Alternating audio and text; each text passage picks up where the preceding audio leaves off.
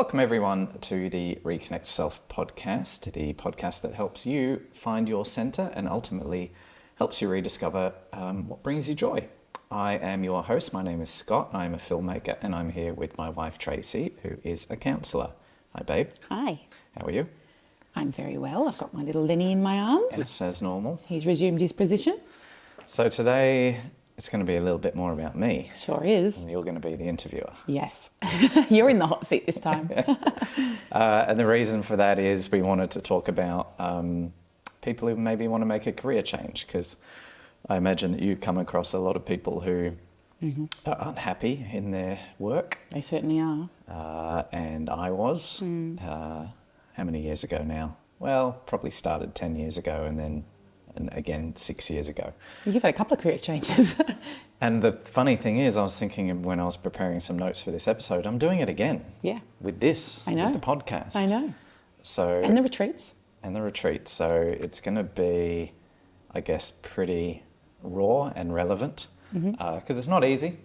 That's the headline. But you can do it. So where should we start? You got your first question? Well, maybe you could start with, what was going on for you at the time where you felt like you weren't happy in your career or your job, or, what were the feelings you had? What were the thoughts you had? So people can see if that's kind of where they're at. All right. So we're going back to when I was in marketing. Yeah, I think so, because that was your original career and you've changed it a few times. Yeah, all right. So that was roughly 10 years ago. I'm 46 now. I feel like it was about 30. I think I was 36 when I started, or when I left and started my own business. And if you want to go back and listen to episode 2 about anxiety, that is kind of what triggered the whole thing. Like, I feel like if I didn't go through that anxious period, I never would have done anything. Yes. I often say to people that if it's just manageable, you'll manage. So it was the fact that you were getting up and feeling sick in the mornings and not wanting to go to work, and it was really physically affecting you that made you pay attention. Whereas lots of people, they can sort of push through or, sort of just get through their day. They're not enjoying it, but it's manageable. Yeah. And so you kind of can suck the joy out of your life. Yeah. And you're not listening to what your body's telling you, which is, I'm not being lit up at work. I'm not really feeling like it's stimulating anymore, or it's not giving me the same kind of energy or passion that it used to. Yeah. So if you haven't listened to episode 2, you get the whole backstory of that. So go back and listen to that. But I want to maybe skip through the first few years. Yeah. Because you covered it. And I want to get into the filmmaking side of it, because I think that's probably more relevant. Because what I firstly did is I quit my corporate job, but I stayed in marketing and started my own little marketing consultancy with a friend and did that for 3 years. It was after the 3 years and I was like, this still is not really lighting me up. Yeah. So that's when I decided I was going to get into filmmaking, but I didn't even really I didn't set out to be a filmmaker necessarily. I just wanted to do something different. I remember you wanting to do more videos, and because you worked for a building company and you would pay people to do the display homes, I remember you starting to practice with your camera and going there when it was after hours and just taking as long as you needed to do because you weren't on a deadline, and trying to film and capture things and seeing kind of how you went. Yeah, and that's one of the tips I want to give. But the first thing I wanted to talk about was if you look up, changing career on YouTube or whatever, a lot of the videos you'll see is around find what you're passionate about and follow your passion. And, if it doesn't light you up, then you've got to do this or find the thing. And I did I guess I could call it a little probably wasn't a keynote speech, but I did a presentation once for a group of people around that exact topic, because it used to annoy me, right? So for someone who was anxious and thinking, I want a career change, but I don't know what it was. Because I was never, just let's put this out there to start with, was not really interested in cameras. You're not a tech guy for that. No, and still am not. I know enough now, but I'm not into the technicalities of it all. Cameras kind of used to scare me a bit, and there's so many buttons and all that, it's very overwhelming. So I wasn't passionate about it. And the first point I want to make is you don't have to, if you're thinking, oh, what am I going to do? It doesn't have to be this one thing that you obsess about all day, every day. What I did was, and I like to swap the word passionate for curious. Yes. What are you curious about? Yeah. Yeah. What's getting your attention? Yeah. And for me, it wasn't anything to do with cameras. I guess it was around video and storytelling. Storytelling, yeah. I guess being in marketing, I was sort of around a lot of that kind of video marketing stuff. And I found it interesting. The things I found the most interesting was not the ads. It was how do you use storytelling in your marketing? And that was, even before I got into this whole thing, that's kind of what I was curious about is, you know, how can you use the power of a video or a story to kind of change people's mind about something? That's the part that interested me. Have we told the bit about the Kardashians? Should we tell that It story? rings a bell, but we can recap it a little bit. All right. So what ultimately started it was I was watching too. I have to admit it. I don't mind it. I don't mind the Kardashians. They're businesswomen. Yeah. Yeah. There's a lot of, they get a lot of, I don't swear on this podcast, they get a lot of bad press, but I think they're ultimately good people who are trying to do good things. Yeah. So we're watching that, and the Kardashian kids, for their mum's 60th. I think it was the grandma. I think they were doing it for the grandma, not for Chris. No, it was Chris. I 100% know it was Chris. Yeah, it was the mum. We won't I'm gonna look that up. I guarantee it was the mum. It was Chris. So the kids got their mum for either 60th or 70th birthday present, her life story on film. They hired a film crew and they interviewed her. Yes. And we were watching that going, oh, that's such a clever idea because, you know, people live these lives and have all these stories. Yeah. You don't hear every single story from your mum or your dad or your grandparents. And lots of information gets lost and not passed down and not remembered. So we thought that was a great idea. And then you bumped into someone that was at the shops or... Yeah, it was at the shops. And her husband had been given a couple of weeks or... I don't even know if I knew that, but he'd recovered from cancer and then he got diagnosed again. It came back and this time it seemed like it was going to be terminal. Yeah. Yeah. And so you came home and told me, and we were like, we want to do something to help them. What can we do? You know, you can cook a meal or whatever, but... They already had that covered. I remember asking her and thinking, oh gosh, they've already got the help for the physical stuff, like the house and the garden and the whatever, and the meals. And we talked about this, so I was like, what do you think about doing that for them? And I remember vividly, because we were sitting right there on the couch together, you sent them a text message just floating the idea, what if Scott made you a little film about his life? We'll interview him. And they immediately replied, and in my memory, it was all capital letters, like it's a big yes. It was instant, and that straight away was like, oh, maybe we're onto something. Then I realized, and obviously we were going to do this free of charge. Then I realized, oh, I have to figure out how to do this. So that one is, because it happened super fast, because obviously he didn't have a lot of time. Yeah, it went from being an idea to a reality of, oh, you're doing this. It was in a couple of days, easily, because I remember being a bit freaked out about that. And so, yeah, he came to our house, we filmed it in the front room, and he was amazing. Like, he was on a lot of medication, like he had to really pull it together to tell his story, and he did a fantastic job. And I got it all on film on my phone, and then I guess that's these are some of the parts of it. Like, I was willing to put myself in a pretty uncomfortable situation. Luckily, there was no money involved, but there was still pressure that there's no reshoots. Like, he passed away pretty quickly. I'm not, if something had gone wrong there, I can't fix that. Yeah. So I guess that's one of the things, is I was willing to feel those uncomfortable feelings and just do it because I felt like I wanted to. Yeah, you believed in it. Yeah. Then I obviously figured out how to edit, and I guess another tip is, you know, I was starting this as, I guess, a side hustle. Like, I didn't charge for that. Yep. I was learning as I was going. Yeah. So I used the whole editing process, and it took me forever to edit that thing. Like, I mean, obviously I didn't earn any money, but if I had been earning money, my hourly rate would have been, I don't know, $2 an hour. Yeah. Like, I spent forever trying to figure that out because everything was slow. I was trying to, figure out how do you use this editing software. I remember you used to Google a lot of stuff and figure stuff out. You've really self-taught yourself a lot of things. Yeah. Like, I've had to learn all of this stuff by myself. So let's use that as another point is, so I was willing to work for free. I was willing to be uncomfortable. I used the free work, as in my mind, I was teaching myself. It was like an apprenticeship. I just had YouTube to teach me instead of an actual person to teach me.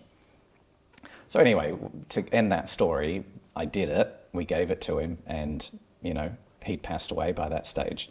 But she loved it. She did love it, yeah. And that's priceless. Like, you gave her something that she could never could have gotten without you. Yeah, and her kids were little at that stage. Well, not little, but they were primary school age. And he had done a message both for the general, and then he'd done a message specifically for his wife and specifically for his boys. Yeah. And for me as a counsellor, the reason why I was passionate about you doing that is because I have so many clients where they've had parents pass away when they're younger, and they don't remember their sound of their voice. They don't remember the way that they spoke or the words they chose. And to have that captured on film where they can watch that as many times as they like and, just see the facial expressions and things, like, there's things that photos just don't capture. Yeah. And so you gave the gift of that. Yeah. So 100% believed in the idea. So I then decided to invest in a camera. But so another one is, and this is probably an important one, probably one we should talk about a little bit, is finances, right? So if you want to make a career change, how do you do it when, at the time, we had 2 little kids and one on the way? Emmy, I think you would have been pregnant with Emmy. Oh, when you first took your... Yeah, live films. Yeah, you did your own business. Well, my own marketing business, we had 2 kids, but live films, that was, you were pregnant. Because I remember Emmy, was it? I don't know. Oh, I can't remember. But anyway, you got kids. Busy, life's full on. Yeah. You got mortgage. I would have been working less because I would have been looking after the kids. Yeah. Or going to have maternity leave. So I would say a huge part of this was you. So you gave me the permission. So, it's about having conversations with your partner, if you have a partner, about what does this mean for the family financially. And the biggest gift that you gave me was that freedom to be able to give it a go. And you're doing it again now. And I get a little bit emotional when I talk about this because you're doing it now again. Like, you never put pressure on me to earn money. No. And not everyone has that. So I don't know how you're a counsellor. You can give people advice. But that was by far, hands down, the biggest thing that allowed me to do this. Aww. So what do you... we can't make this a cry fest. How does someone approach their partner about that conversation? I think it's just being really honest. Like, I think that when you can see your partner struggling and not enjoying life... Yeah. You just want to make them happy, or not make them happy. You want them to make themselves happy, but you want to be part of that in terms of not putting any blocks in the way. And I think that I've seen so many times people that are recognising they want to make a change. Like, we have loads of FIFO, fly in, fly out workers over here in Perth, and quite often they will earn a certain amount of money because of, those conditions that they have to work under, and they up all their spending to match that income, and then a person can feel very trapped in that financial position, and they don't feel like they can make a change. So one of the things that, to point out is you weren't changing anything from your finances. You were just redirecting your energy with certain things and building up a, new skill set, which I was encouraging you to do that. And I guess we were kind of lucky in the sense that we had gotten ourselves to a financial point where we weren't paycheck to paycheck. Yeah. And that was another thing I was going to mention. So one of the things, and I don't remember the exact timings, but when we built this house, we held on to Tracey's old house as an investment property. And that put so much pressure on me. We sold that at some point in that period, and we were able to get our mortgage reduced on this house by whatever profit we made, which was enough that it didn't weigh as heavy on my shoulders. So that part of it. Reminding you that we're a team. Like the times when you've, felt like you're the breadwinner and you need to take all this, responsibility financially, I would say to you, we're in this together. I'm perfectly capable of working. Yeah. So just knowing that you're not on your own with it, like we're a team, we both contribute. That was huge. Yeah, that was huge. So being honest, I would go back to your question. Yeah. Be honest. Tell your partner how you're really feeling. And the more vulnerable you can be, the more they get it. Yeah. If you're coming across and you're, in your tone going, oh, I want to change and I want to do this and I want to do that, that can maybe not sound like it's very serious or very considered. Yeah. But if someone comes to you with tears in their eyes and sort of says, this is what's been going on for me, it's hard not to care, So I would say be vulnerable. Have that conversation and be vulnerable about what's going on and how you're feeling. And then hopefully your partner will meet you there. Yeah. The other part in the finances was I definitely treated it as a side hustle to start with. And for quite a number of years, I treated it as just bonus income. So I still was doing my marketing consulting. By that stage, I didn't have a business partner. It was just me by myself. So I was still earning money that allowed me to spend other time on this side hustle. But I always tried very hard to, it wasn't like a little thing I was just doing on the side. It was a thing that I always thought, I got to build this up. So I devoted the time to it. I would try and do my marketing work as fast as I possibly could so that I could spend more time learning and growing And another thing that I felt was guilt, because I wasn't getting paid for this. For those listening, I'm using my hands. I wasn't getting paid for a lot of the education. I was trying to grow my skills. So I did feel guilt about, well, you could be doing this marketing work over here and be getting paid money. But I always felt no. And I'm going through that guilt again now. So I don't do any marketing work anymore. Except for us. Yeah. And so all the work I'm doing right now is about us, this podcast, our retreats, everything that we're trying to grow, which I'm not getting paid for. And so I'm still I am working through the guilt, and, I have conversations with you about it. And again, you're showing me the same thing that you showed me the first time round with the filmmaking. And I still make films, by the way. I just finished one. But well, what I tried to always encourage you to do is to have balance, because you came from the corporate world where everything's go, go, go. If you're not in a meeting, you've got to get your work done. Like it's constant, on the go. Then you were hustling when you first started your business to try and make that grow and make that work, and you put pressure on yourself to do that. Yeah. So what I've been trying to do, especially all the way along, but particularly right now, is to show you that you don't need to keep that hustle culture. You need to have more balance. And in fact, there's so much work that we have to do that is unpaid. Like think about the life admin that you have to do, or we both have to do, but you do a big chunk of that. Yeah. The housework, the kids stuff, like none of that's paid, but someone's got to do it. Yeah. And so by you having more balance and less, paid work, you can actually start doing more of those things and take that off my plate a little bit. And then it allows me to have more clients or do more of the things that I'm trying to grow. Yeah. So it's just about trying to find that balance for yourself, but not feeling like it always has to be that hustle, hustle, hustle, because that is not good for us. It's not good for our nervous systems, and I think you just actually got used to that. That was your normal. And almost a little bit addicted to it. Like I like Well, just the chemicals. It's the chemicals that get released, because when you're on go, go, go, you probably got your adrenaline going, your cortisol going, and you get used to that feeling and being productive. I love being productive. And that's a dopamine hit at the end. Yeah. I just got this done. Yeah. Being productive is like very high on my list of things that I like. And also you think about in life, that's also the things you get praised for. No one at your work's going to be like, oh, you had a nap on a Sunday afternoon, or you did this for yourself. No one's praising you for that, but they're praising you because you've got shit done. Yeah, 100%. And just to close off the finances thing, and this doesn't work for everybody. It depends what business you want to be starting, but I really went in with like a low cost kind of approach. So, you know, the first camera I bought was secondhand off Gumtree, and it was $375. So I guess Your buy-in. I had a low cost of entry. And I've always had that philosophy with your business. When we started your private practice, I had that. I liked that business model. I like low cost of entry because the risk is reduced. Yeah. You know, people who take out a massive loan and buy all this equipment, Or start a cafe or something where they... like those things, immediately the pressure you would feel would be through the roof. Yeah. So just for my personality, I always went like a low barrier to entry, low cost, and I was humble. Like I didn't need the best camera.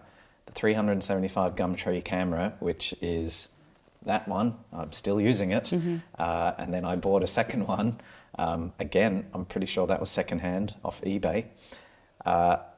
So I was not precious about any of those things. I felt like I would earn is it earn your dues? I don't know what that expression is, but I would figure it out as I went, and I never really focused on spending a lot of money. Or needing the best stuff. Correct. Yeah. I got I don't know how to do, because I've written heaps of notes. Okay, well, what was the next step? So you got this idea of live films. You've gone and done the first film. It's been received really, really well. So what... Well, we should talk about maybe the TT film. Yeah, well, that's what really was your next step. Because Yeah. up until that point, it was just more about live films. It was more about, this is my... I might tell a very idea. quick story about my first paid live film. It was in Mindari. This story is insane.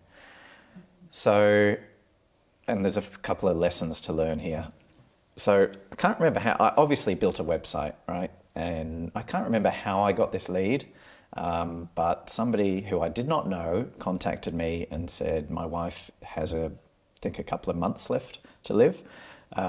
Would you do a live film about her? And I was like, yes. And I remember specifically I charged $700, which again, if you work out my hourly rate of how much I spent on time on that film, it was probably $7 an hour. Yeah.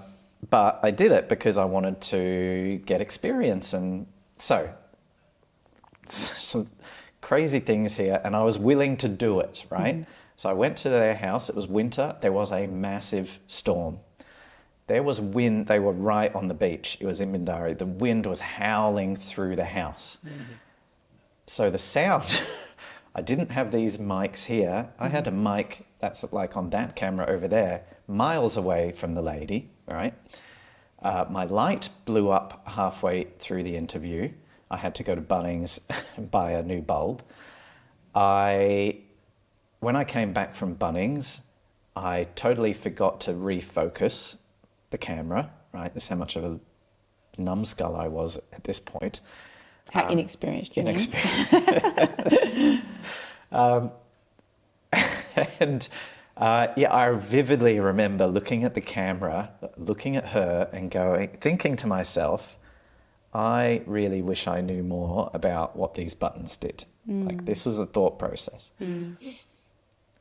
On the outside, it was the fake it till you make it thing. I don't know if I believe in that as a philosophy, but in that, I do feel like you've got to make people feel comfortable. Yeah. If I was expressing outwards what I was feeling on the inside, Yeah, you're showing you're flustered, showing you're overwhelmed. that would not have been good. So I did keep it together, and got it done and left, and then had to deal with the consequences when I started editing, which was, how do I fix the sound? Because the wind was howling through the house the whole time.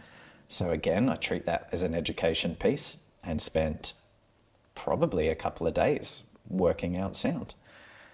How do you fix someone who's slightly out of focus? I learned the hard way that you actually can't. So I had to be okay. I did everything that I could, and I actually got away with it. When you watched it on a TV, there's something about the resolution where it wasn't as clear, and this is a long time ago, so TVs were not as good. So he didn't notice. He couldn't really notice, but I did. I knew it was there. But also, they're watching for the story. They're not watching for those tiny little technicalities. And I am feeling this thing with old photos and whatever, so that, you know, that's getting your attention. Yeah, the parts where she's out of focus is not that noticeable because it's not on screen as much. But yeah, the big learning from that is you have to get comfortable being uncomfortable. and treat everything like a learning experience. And, you know, I'm in a way sort of glad that happened, because I never make those mistakes again. Like, that was a hard lesson to learn. Do you know one of the things I think that you also do that you might not realise until I say this, but you're also not only really humble, but you come in from your heart and you connect with people. And so then if you are going to have a moment where you have to go to Bunnings because something's stuffed up, they're going to be much more understanding because you've made that connection. And I think connection I is... definitely connected with those two, the husband and wife, big time. Yeah.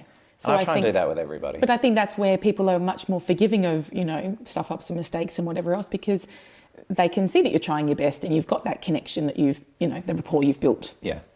And when you're doing something like that type of work, I've realised, and it's really helped my filmmaking, that that's the most important thing. Yeah. The camera and the lenses and all that other stuff, it's not as crucial as the relationship I have with the person who I'm interviewing for the film. So what was your next sort of step? So you did, you know, a couple of live films. You were still doing your marketing stuff at this point. Yeah. What was the next step that you did?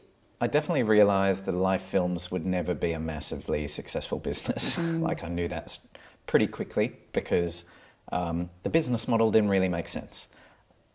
To make an hourly rate that would have been, you know, worthwhile, I would have to charge 10 times what I was charging. Yeah.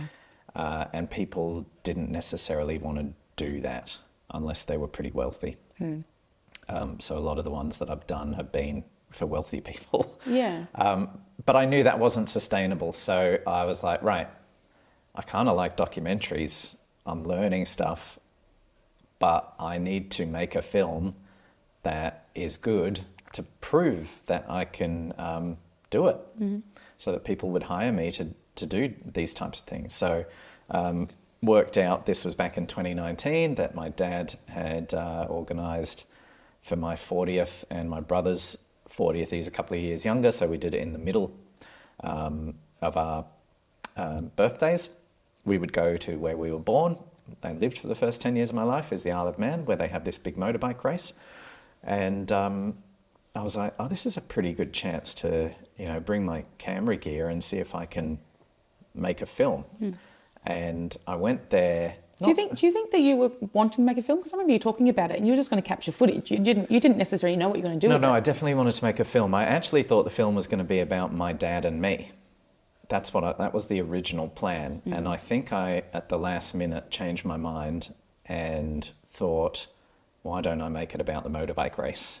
Because this motorbike race is world famous. Lots of fatalities. It's a very dangerous race. It's very dangerous. There's nothing like it in the world. And so it has a bit of a cult following. Yeah. And I guess I understood that if I made a film about that topic, it would be interesting to the people who like that race. Yeah.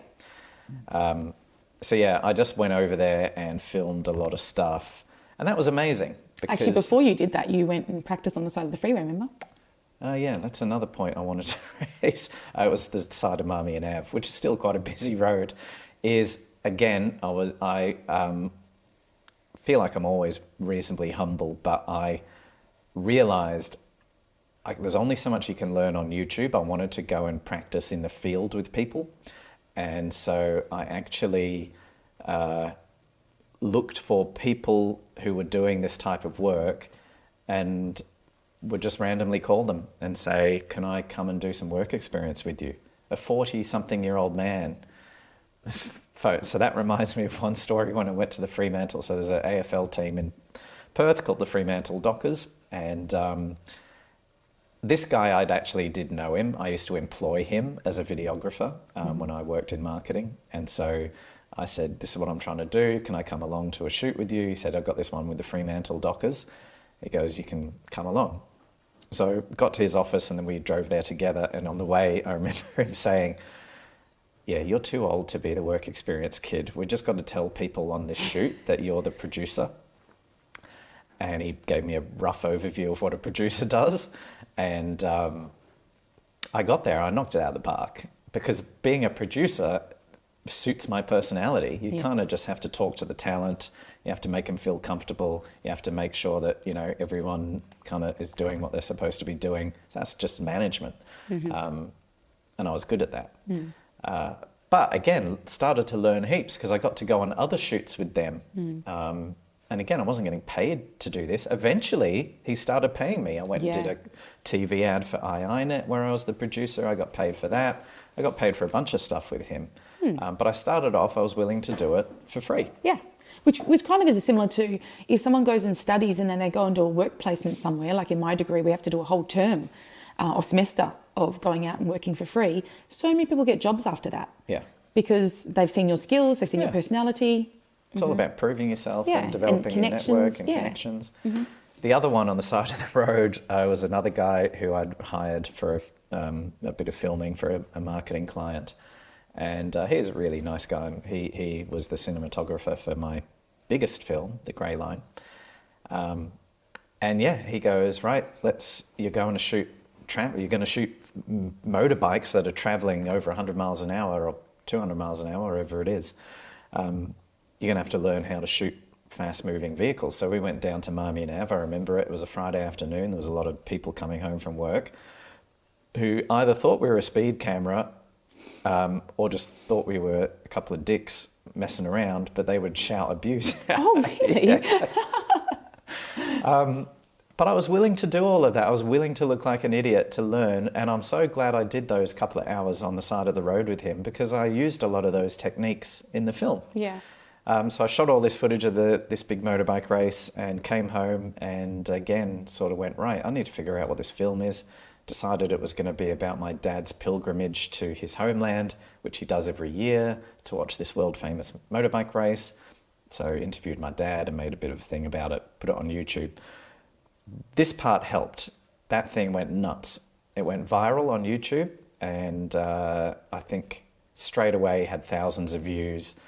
Over the next few weeks, kind of worked its way up to 50,000, 75,000, 100,000. That was the confidence boost that I needed to be able to go. Yeah. Not just that, but I think when you showed people, because you showed some of our friends and you showed us, it was quite emotional. Like you made a really heartfelt. Yeah, that's the part, that I guess I have a knack for doing the job. Yeah. I'm not sure I learned that necessarily. I feel like maybe there was a bit of talent there that. Yeah, you've always been a storyteller. Yeah, but the all the other stuff that I had to do to get to that point to be able to make something like that. Get to the good bit. Yeah, the good bit, and it is the good bit. And I remember this is another point around the whole side hustle thing. Is I would devote so I'd do my marketing Monday to Thursday, and then every Friday I would devote as much of that day as I could to making that film. And I remember I'd spent a lot of Fridays and a lot of time, and obviously wasn't getting paid. There was a lot of mental self-talk going on around, what are you doing? Why are you wasting your time with this? Nobody's going to watch it. It's taking you way too long. Like, you're wasting your time. Like I really had to mentally get past that block. Yeah.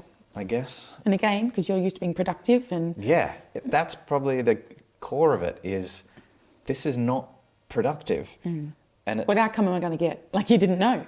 And I have the same around our podcast and what we're trying to achieve is right now, we don't have a huge listenership right now, and we're okay with that. I think you're more okay with that. I'm really okay with that. Well, also, the difference between you and I with that is because I'm having clients come to me and say, oh, I listened to such and such, and now I'm doing this differently, or that made sense, or I'm getting the feedback.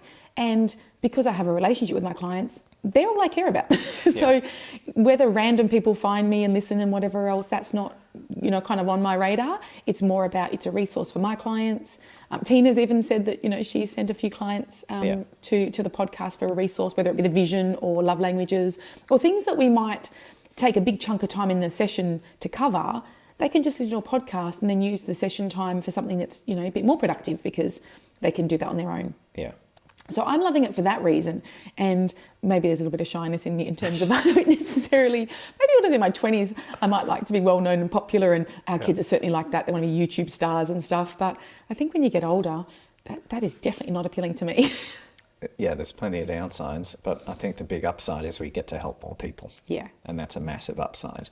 And so I am having, because I spend a lot of time editing these shows, doing all the other stuff that's required to get a podcast up on the internet. And I have the same issues as, there's not a huge amount of people listening to this. So tell your friends, please, tell them that this is a good show if you like it. And that's why we ask about the reviews and stuff, is because, we are two randoms who have decided that we're going to try and do this. It's not like we've got a massive social media following. Yeah. Well, I'll tell everyone about what my goal is for this. So as much as I don't know where it's going to go and I don't know what's going to happen, that's actually not my goal. I heard on a podcast, that's how usually my conversations start, once I heard a podcast, and this particular one said that most people don't get past 3 episodes of a podcast. Yep. So we're recording number 10 right now, yep. But we've released 9. And so we've smashed that out the park. But my next goal is, they said only 1% ever do 20 episodes. So you know what my goal is. Yes. I just want to hit that. I want to be 1%. I will make it. Yeah. But I just want to be 1%. That's where, if you can set smaller goals and achieve those, if I was going, I want to tackle the world and blah, blah, blah, and be one of the, top podcasts in the world, that's very overwhelming and daunting. Yes. But if I'm just going, hey, I want to get past 3.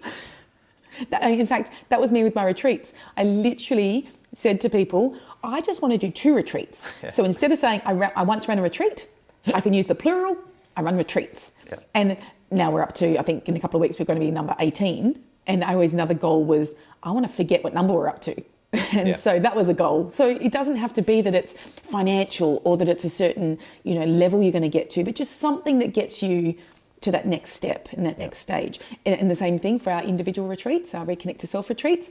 We ran one in April and we didn't think we were going to be able to run another one this year because they were fully booked, and we booked in 3 for next year. But as soon as we got to do one when they had a cancellation, great. Now I can say I run individual retreats. So to me, it's just been about the plural. And it was another thing I wrote down is I do enjoy the journey. As much as I to be honest, that's a really, really good point, because it is the journey we all need to enjoy. Because if we're just waiting for the outcome, we're just waiting for that thing to be realised, we're wasting and kind of not appreciating a lot of our life. Yeah. And it's the same with whether it's this podcast or the filmmaking, is I'm extremely grateful of some of the things I get to do now. Yeah. Doesn't matter if I get a film on Netflix or whatever. The stuff that I do day to day, which is essentially your life, that's it. What's that? I can't remember that saying, but life is what happens when you're busy making other plans. I think it's that. Yeah. This is my life, and I am extremely grateful for that. So even when there are those times where I'm like, you're not being productive or whatever it is, I always come back to, but look what you get to do today, and you're making it happen. Yeah. I'm not making millions, but I'm making it happen. But also that's another point, is make sure your goals are holistic, because people often really focus goals around money. Yep. And money we all know this by now, money doesn't bring happiness. I've got many wealthy clients. They're miserable. And it's because their relationships aren't good. They're not feeling very good in their own skin. Yep. So it doesn't matter they've got a big bank account. If you don't feel connected to your family and your friends, and you don't feel like you've got a support network, you're not a happy person. Yeah. Yeah, that's a big part of it. Yeah. So I would say it's totally normal to have the doubts, and I think it's just breaking it into little chunks. Is that, we talked about that, or did we talk about it before the show when we were talking about what's required to actually, for example, make a film? We haven't done that yet. Okay, so this is it related to what our next episode is going to be about, which is going to be overwhelm. When you're trying to start whatever it is, whatever your business is going to be, for me, it was filmmaking, and now is this, what we're doing here. And for me, it was starting private practice when I worked for another agency, and then starting both my relationship retreat and more recently my Reconnect to Self retreat. They're all changes. They're all things that we've had to do on the side of what we're already doing. Yes. And building that up to a point where that then becomes part of. So there's probably 2 things. One is the overwhelm of, oh my God, how do you make this happen? And the second part, I think, is how long is it going to take? So the way that I've always got through, and you have too, is just break it into little chunks. Yeah. Like that saying of... Eat an elephant. yeah. Eat an elephant one bite at a time. Yeah. Is when I've made a film, if I had have looked back at all the things that I needed to do, and probably the grey line is the biggest one, which I've signed a contract with SBS. It's not on SBS right now. I don't know. For anyone that doesn't live in Australia, SBS is like a government channel, network channel. Yeah. And they have a lot of culturally sensitive content on there, lots of interesting... Significant, I would say. Well, significant. Yeah. Content. It's more of a serious kind of a channel. It's not so lighthearted. It's got... Yeah. Yeah. So that was a pretty big deal for me. It will be on there eventually. They've paid me. But it's not on there right now. They just haven't put the screening Yeah. times up. Mm-hmm. But if I had have gone back and gone, right, I'm going to make this film. Here's all the thousands of things that need to happen to get to the end product. I don't think I ever would have started it. But I always just sort of went, right, what's the first thing? Okay, let's do that. What's the next thing? Let's do that. What's the next thing? Yeah. And again, I'll point out that along the way, you were willing to reach out to people and ask for what you wanted or needed. You were willing to be... I'm thinking of when you hired, for this particular film, The Grey Line, you stepped outside your comfort zone and you're doing recreation scenes instead of just doing interview format where you're getting a lot of footage and photos and things. Here you were actually recreating moments of Ellen's life, and you're having to work with actors. And then I remember you saying, oh, she's asking about wardrobe. I haven't even thought about wardrobe, and so you tasked her with, you said, look, can I give you some money? Can you go and sort that out for yourself? So you didn't A, have to be in control of everything, and B, you were willing to say, oh, I never even thought of that. Like, so even just owning where you were at and not having to pretend you were more than you were, or had it all figured out. Like, you were willing to kind of go, gosh, I never even considered that. Or I found that's worked really well for me, actually. Well, I think because people care then. I think people see your vulnerability and they kind of go, oh, great, like I want to help this guy. It definitely happened with the composer. So that was the biggest expense of the film, was paying for the music, because I wanted it to be original the whole way through. And I was totally upfront with him and very vulnerable, and I think he connected with the story, but a big part of it was, I was like, mate, I don't know anything about this. I gave him a very good brief because I knew in my head what I wanted, but I was very open to him. If I wasn't going to pay him his normal rate, which I didn't, which he agreed to very generously, I needed to give him that creative freedom to do what he wanted to do. Yeah. I want to just piece together, because you've skipped a few steps here, and I know that we're not going to cover everything, but I just want to quickly summarise. Scott went from doing the film about his dad with the TT races, then you somehow came across a guy that had a very significant stutter. And you, again, curiosity, you were just saying to me, I want to make a film about this guy because he's actually gone into public speaking. And I think that's mind-blowing, that someone that's gone from having a stutter that is really, really impacting his life, and he's chosen public speaking. And so you just found that really fascinating. And so then you started pursuing that. You told him you would, again, do this for free. You were going to, and I'd spent so many hours on that film. So that I made this film about the public speaker, who's now a good friend. Shout out to Shill. And then also, by doing these things that put yourself out of your comfort zone, he then had a lot of skills. He was very good on LinkedIn and very good with his social media. So you were then learning off him while you were doing the film. So then that grew other skill sets for you. And the biggest part, and I guess there is a lesson here, because I'm trying to, I know I've got a lot to talk about. I'm trying to give lessons learned, because I made that film about him, and he is very good at promoting himself. In a good way. He pushed me to do screenings at a local cinema. Oh, yeah.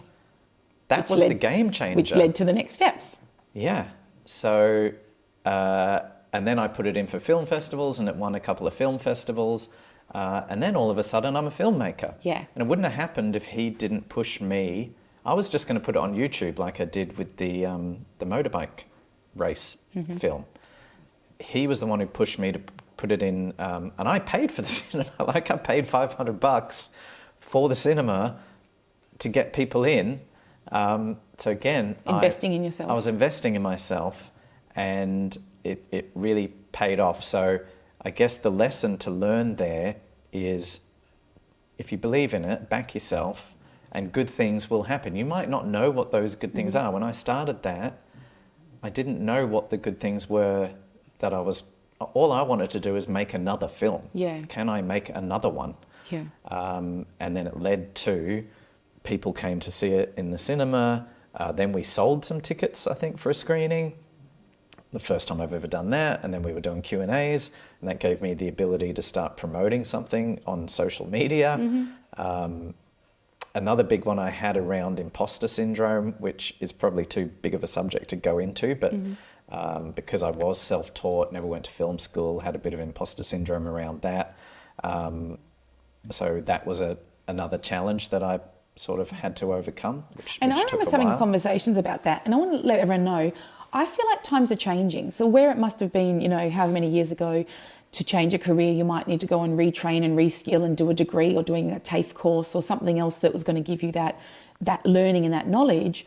You did teach yourself, but you also invested in courses. You also, invested your time, like you said. Loads of people put stuff up for free on YouTube. Yeah. Like whenever you've had a problem with something, you'll find the troubleshooting video that someone's generously uploaded, and you'll follow along the steps. Yeah. So you invested both time and money in your learning. So the same way that you're saying that you saw it as being a bit of an apprenticeship, that you're going to be on a lower rate or you're going to be doing that for free, you did invest in yourself. That's true. I probably spent a couple of $1,000s on 2 different online courses.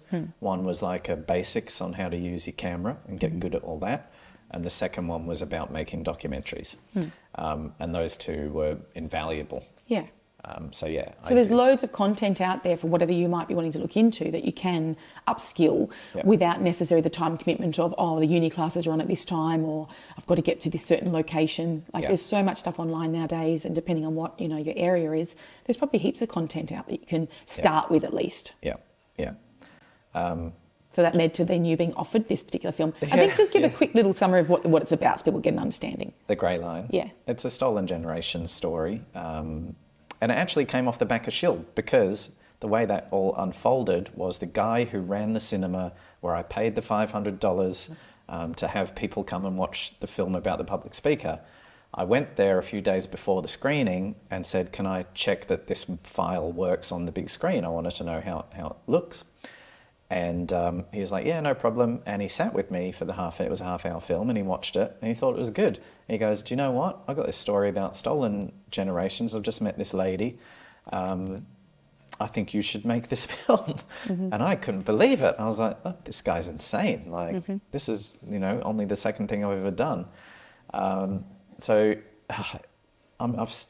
made the film. I'm not that good at giving the synopsis, but essentially it's the story of an Aboriginal lady named Ellen, who in the 50s and 60s in Australia, there was a policy of trying to take, I'm using inverted commas, neglected Indigenous kids out of their family and getting them into white families. And that happened a lot, and there's a lot of horrendous stories. One of the differences with this one is Ellen went to a family who were really amazing to her and loved her, and she 100% felt like she was their daughter. Yeah.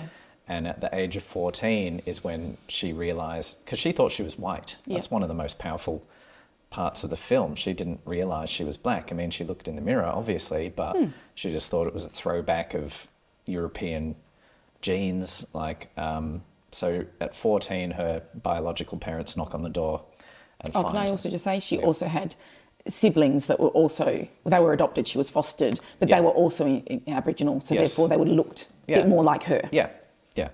And her life got flipped upside down, and that's essentially, a very, very quick synopsis. So there was lots of issues I had around, am I the right person to tell this story? But you also missed to say we self-funded that. We did self-fund that film, yeah. And I guess by that stage, being my 3rd film, I was confident. So that's when I talked at the beginning of the show about, not investing a lot of money. that was at the very beginning. By the time I got to this point, I was like, I'm willing to invest in myself because I know I knew the story was going to be amazing.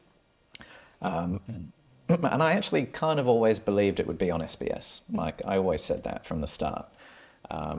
So I backed myself, and we spent many thousands of dollars.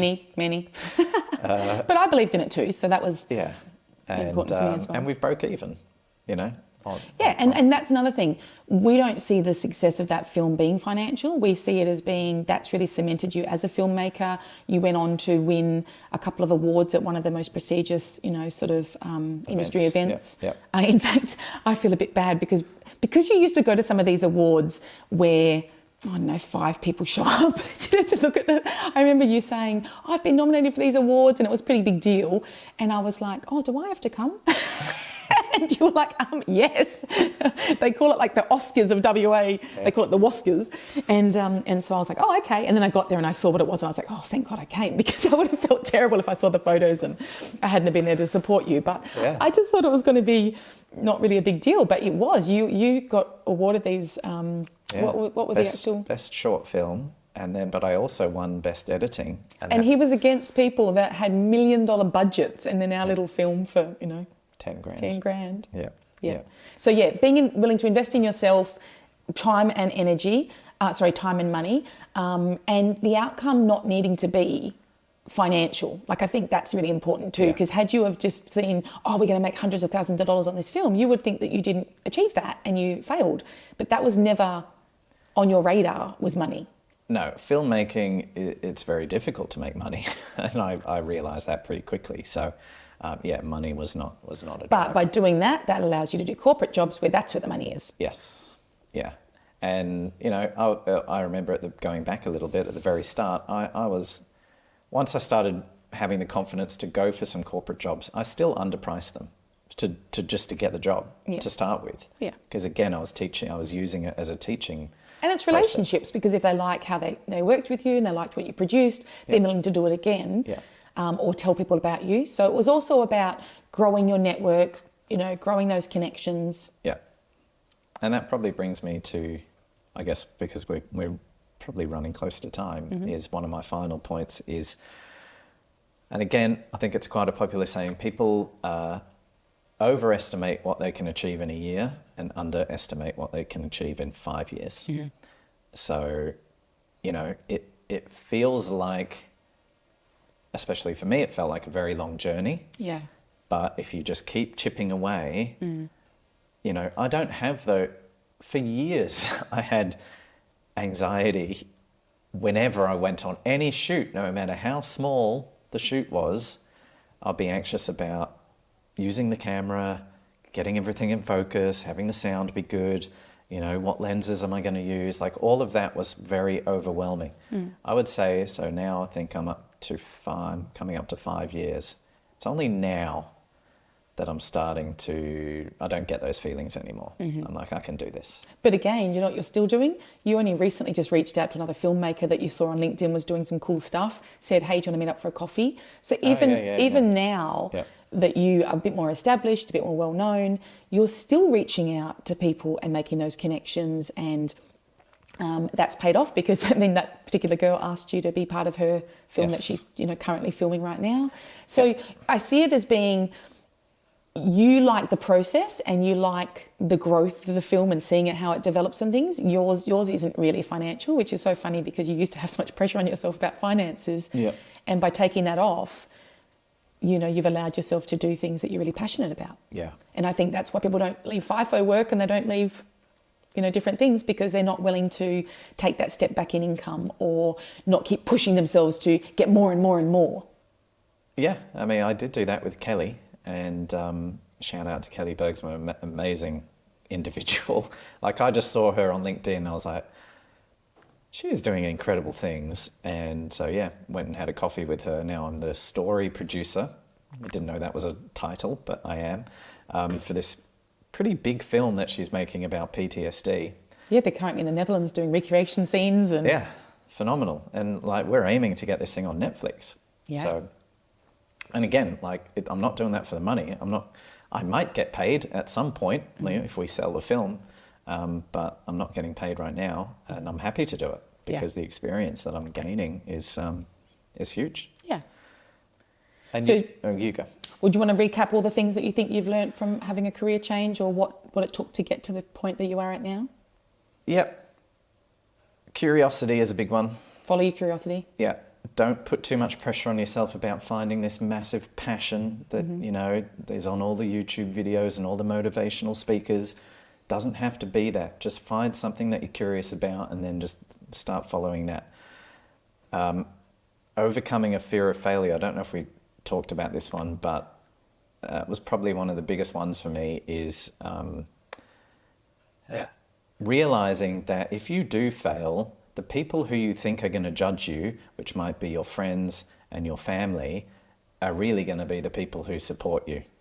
We didn't talk about this one, but I do think that one is a big one because fear of failure is probably right up there for people. Yeah. Just work through that in your mind. It can take a while to get over, but if you actually go through the process of going, right, if my business was a massive failure, what would the people in my life do? Well, they'd probably support me. Yeah. Especially, again, if you're being vulnerable enough to show how that impacts you and, you know, how that's feeling for you. I think that is really important. And I think the finances one, having the chat with your partner. Being vulnerable again about where you're at and what you're feeling. Yeah, see if there is a way that you don't have to spend tens of thousands of dollars to get this thing off the ground. Can you kind of just work it as a side hustle for a while? Be humble, reach out to people, learn from people, educate yourself, whether it's for free on YouTube or buy a couple of courses for a few $100s, whatever it is, whatever you're trying to learn. I would also say, we didn't mention this, but dream it. Yeah. You had printouts of winning awards on on your desk or on your computer. I remember going in there and you had winner of blah blah blah and you forward dated it. Yeah. Which kind of reminds me that was it Matthew McConaughey or someone who did the check for $1 million? Jim Carrey. Jim Carrey, the actor, wrote himself a check for $1 million and I think forward. it was $18 million. Oh, was it? Yeah. Right. Well, he obviously realised that. But dream it. You know, so you've got that bigger goal, but you don't overwhelm yourself with it. And then, understand that it's going to take a bit of time, and it's more about the journey. And the baby steps that you take, you know, to create that and to one foot in front of the other, and always taking those steps forward. Like, don't think about how many more you've got to take, but just what is one thing you could be doing and one thing you could be doing. So the same way that you were figuring out the sound or you're figuring out the buttons on the camera, you were always learning and growing. Yeah. So I think just see it as being a learning journey, whatever you're wanting to do. And what about you? You got some tips you've done? A couple of things, yeah. Well, I think same thing. I always dreamed of being in private practice and kind of took those steps while I was on maternity leave, but willing to be uncomfortable. I'd never even charged money for my services up until that point because I'd always worked for not-for-profits.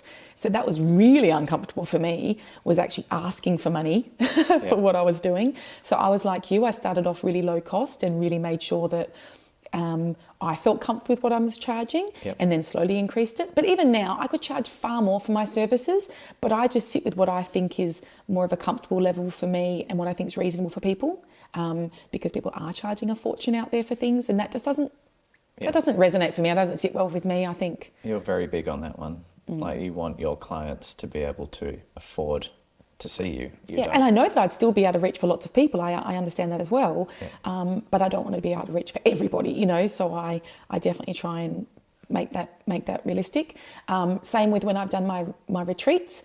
You know, I've never been focused on trying to kill it financially. I just want to make sure I'm giving value for people, and it's more about the experience and the energy for me. Like, I love when I individual retreats, that feeling at the end of connection, and that's why I'm willing to message clients outside of hours and send them podcasts and send them little tips or memes or bits and pieces if they, you know, resonate for me for a certain client.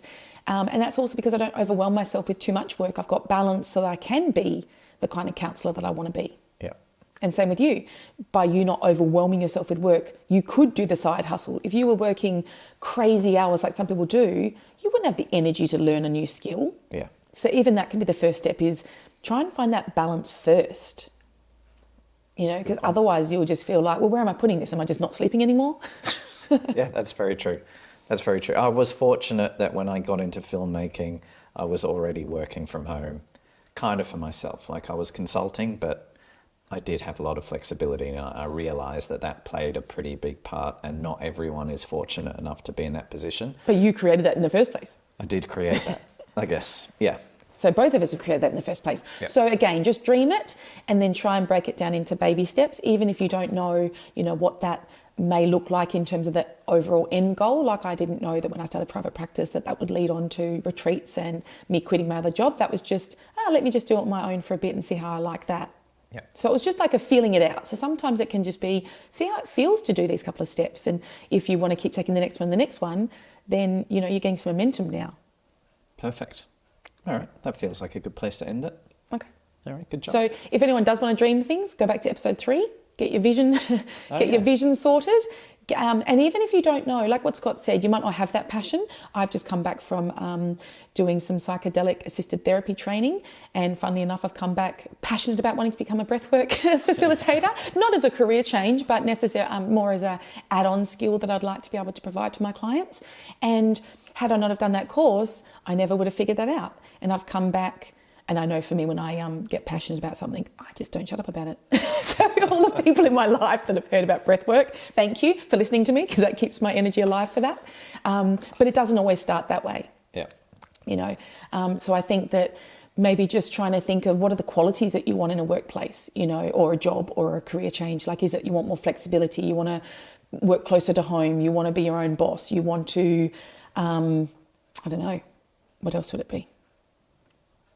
Don't know. To be honest, I was thinking about it. I really hope, after all the stuff I've talked about, this camera being in focus, because we don't have a crew filming this thing, and I'm like, that camera better be in focus. Well, lucky people don't watch it on YouTube. They can just listen and not know that it's not in focus. Yeah. So I think, look at the qualities. I often say to people, you might not know necessarily that you want to be a teacher, but you want variety in your work. You want to be your own boss. You want to work with a good team. Like, there might be some elements that you can definitely identify. If someone said to me, do you want to work outside in all weather? No, I don't want to do that. So sometimes it can even be ruling out what you don't want to do. Yeah, going back, episode 3 would be a perfect complement for this. Yeah, absolutely. Yep. Right. So I think, dream it first, and then look at what could be just 1 or 2 little baby steps. So don't feel overwhelming. It could literally be, let me Google and see if there's a course for this. So as soon as I got back to my psychedelic course, straight away I'm looking into who's providing this, what's out there, and even just getting familiar with that. In fact, that's another tip, because with the psychedelic course, I looked at this back in 2020. And because they do a residential component where I have to go I went to Sydney, but you could go to Melbourne also. There was lots of border closures around that time. So it wasn't the right timing for me, because I'd investigated it so much that when it kind of came back onto my radar this time, I made that decision. It was a big financial commitment as well. I made that decision within 3 weeks. Yeah. Because I'd already looked into it. So sometimes you might not know when you're ready to take the plunge, but just follow your curiosity when you have it. Yeah, good advice. Yeah. So hopefully everyone can, not feel trapped in their careers or feel stuck with what they're doing, and instead just dream of something different. And then maybe that will lead you down a path that you never knew you could take. Absolutely. All right. Let's wrap it up. I'll give the usual spiel. We do a newsletter. So we do a fortnightly newsletter where we... often it's to do with what we talked about in the podcast, but sometimes it's other stuff. So if you would like to join our mailing list, you can do that at traceyquayle.com. And Tracey has a social media presence on Facebook, Instagram, and TikTok, which is at traceyquayle.therapy. Or you can look up Tracey on LinkedIn with her full name. I would like to, I know we've talked about listenership and stuff, but if you like the show, can you just tell somebody, please? That's all. Send it to one friend. Yeah, send it to one friend who might need it. Find an episode that they might need. If you can be bothered, and a big shout out to Paige for leaving our very first 5-star review, leave a review. And that's it. Thanks, everybody. Thank you, Tracey. Good job. Thanks, you too. All right. Bye-bye. Bye.